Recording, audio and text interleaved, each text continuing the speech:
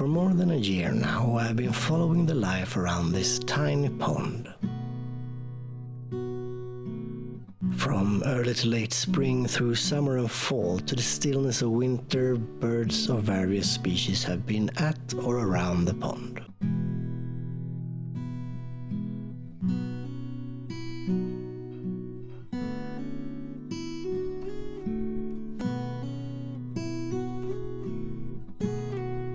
One late summer's evening, we put together a pallet collar, added a water container, soil and some plants. Now, you might be wondering why in the beginning of August in Sweden, where the summers have no lack of light, are doing this when it's pitch black outside. So did I, to be honest. This is the summer of 2024, and this particular decision I couldn't recall. Until I remembered that we have children. That's it. And if you're wondering why we fill this up by walking back and forth between our kitchen and the pond with a watering can, it's because we don't have a hose. We forgot that little detail in this spur-of-the-moment thing as well. And we don't have a water outlet outside in the rental apartment we live in.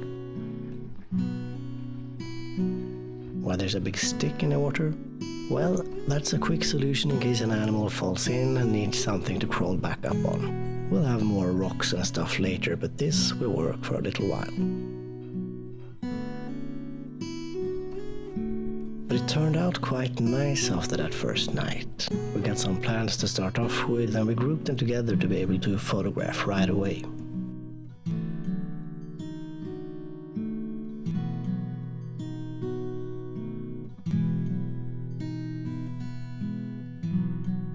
If adding rocks only on one side of the water container pushed that side down into the soil? Yes it did.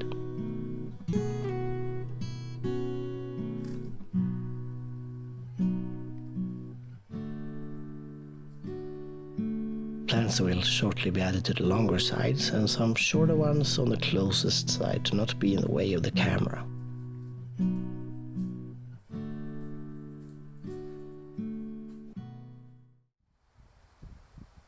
In the middle of August, more plants had joined the others on all sides, and more rocks and moss was in place, and the water did settle quite nicely.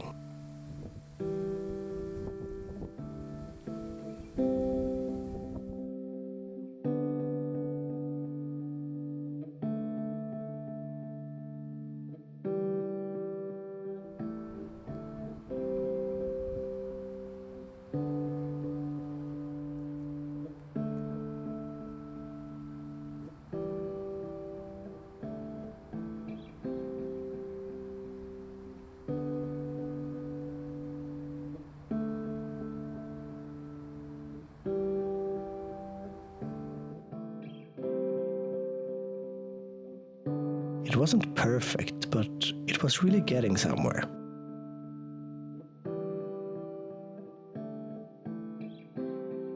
Just a short note that you can do this on a balcony as well. This is a similar but way smaller setup I did with an oven dish a few years back, which worked out great.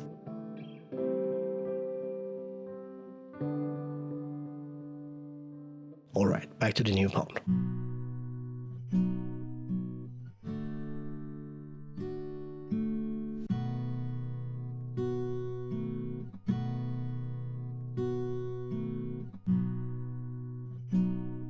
August flew by, and at the end of September I put up some bird feeders that immediately got some attention from the great and blue tits.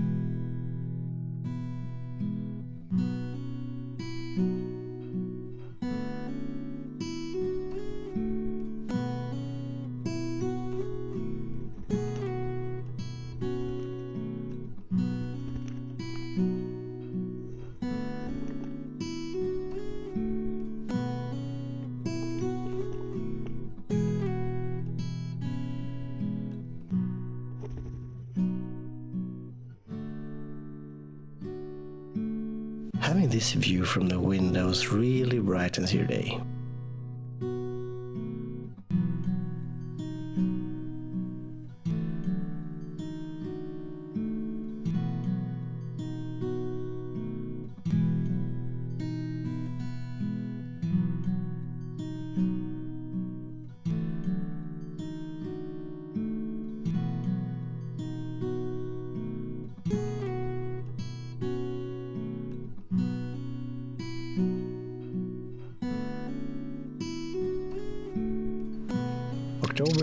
it was still pretty green. The leaves on the trees had started to change colors, but the hardy plants around the pond stood their ground.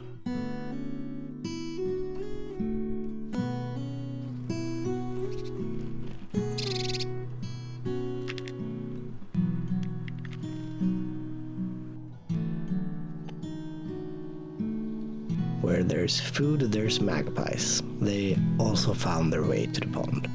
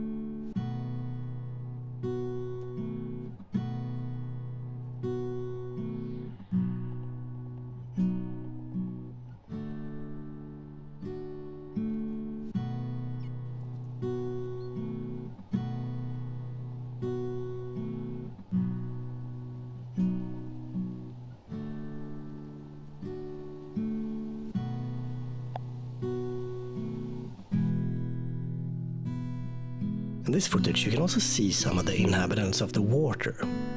I think the birds are also drawn to the water because of some of these, like the mosquito larvae squirming around.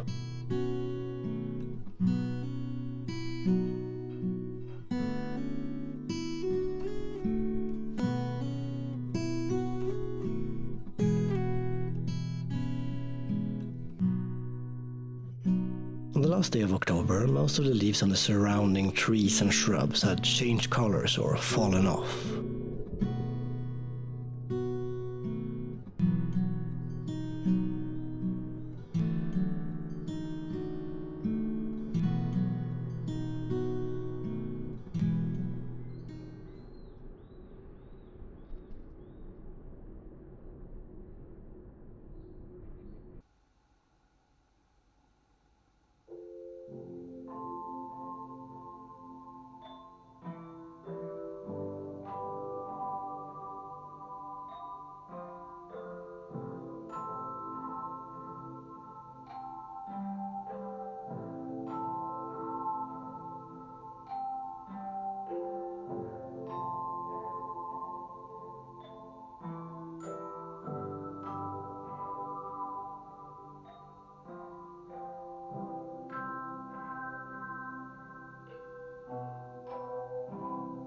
Now there's a bunch of bathing going on for a while. I will post timestamps in the description if you want to skip ahead.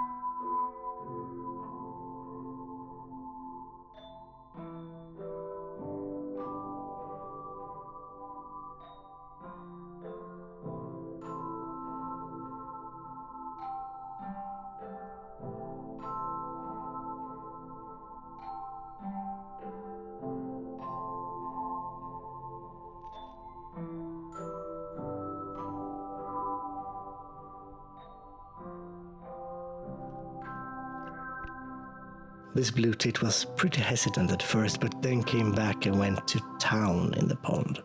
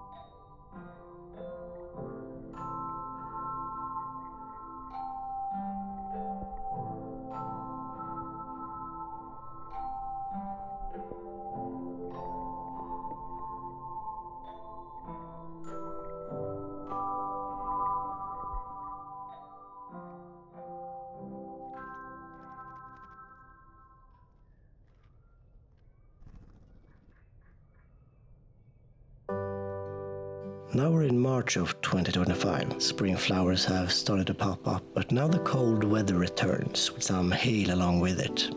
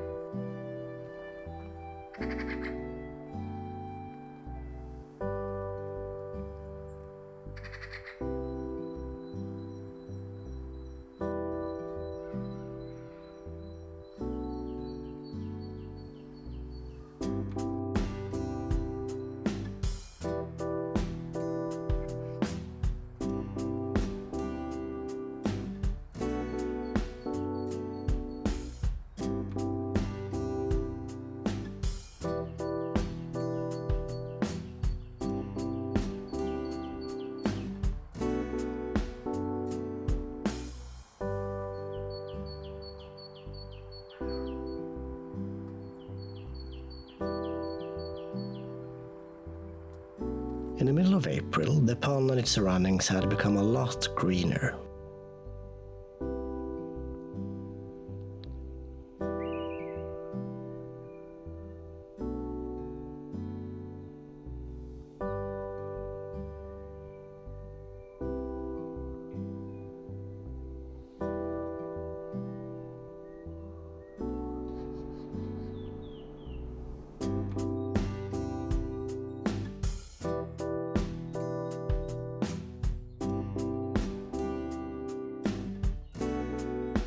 On the 8th of May, a lot more flowers had made their way above the previously frozen ground, and with that, the insects and the birds.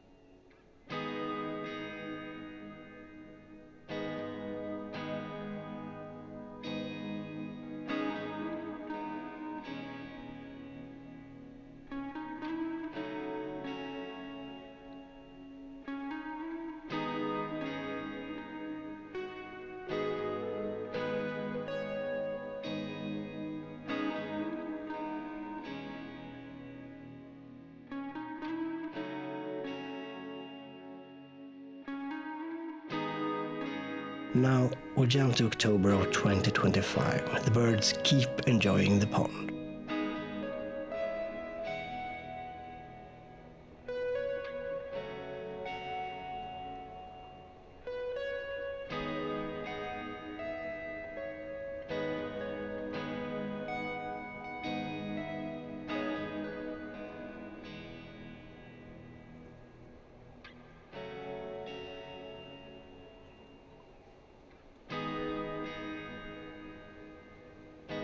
Around this time I start feeding the birds in preparation for the even colder months. This of course attracts birds to the feeders, but the activity around the pond also goes up.